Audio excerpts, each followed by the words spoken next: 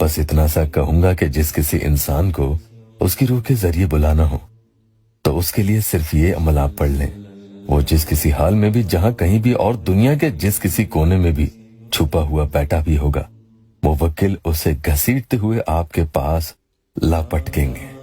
یہاں روح کے ذریعے کا مطلب یہ کہ اس کے اندر سے ہی آواز آئے گی کہ آپ کو فلاں شخص بلا رہا ہے اور آپ کو اس کے پاس حاضر ہونا چاہیے، اور آپ کو اس کے پاس حاضر ہونا ہی پڑے گا۔ وہ اس فرمان کی نافرمانی نہیں کر سکے گا۔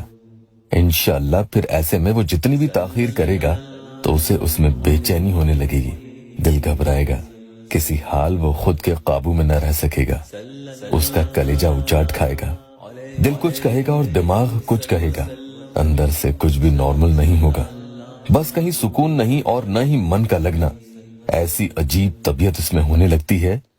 قل هو اللہ احد اللہ الصمد کا یہ وظیفہ ہے، اور اس عمل کے موکل جب اپنے مقام سے اس کے مقام تک پہنچ جاتے ہیں، اور اس میں سیکنڈز بھی زیادہ لگتے ہیں، یعنی جب بھی آپ یہ حکم دو گے کہ اے فلاں شخص حاضر ہو جاؤ، تو پھر مجال ہے کسی مخلوق کی کہ وہ ان موکل کو اللہ کے حکم کو پورا کرنے میں روک دے۔ پھر جیسا آپ انہیں کہتے ہو وہ آپ کے حکم کی تعمیل کر کے ہی دم لیں گے، آپ کے بھی مسئلے حل ہوں گے۔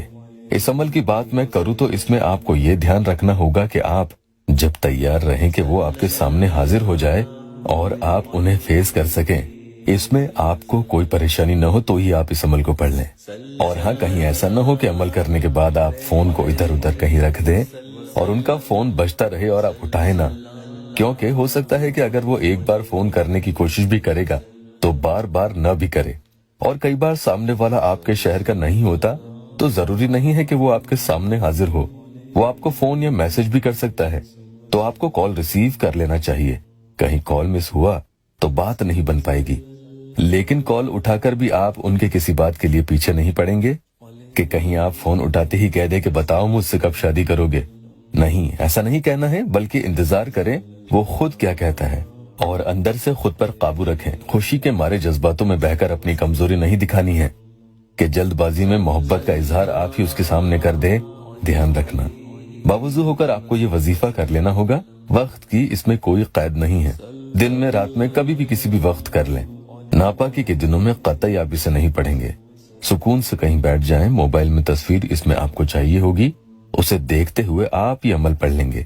چاہیں تو عمل روزانہ کر لیں۔ اعوذ باللہ من الشیطان الرجیم، بسم اللہ الرحمن الرحیم ایک مرتبہ پڑھنا ہوگا۔ اس کے بعد قل هو اللہ احد، محبت، مطیع و حاضر، فلاں، اللہ الصمد۔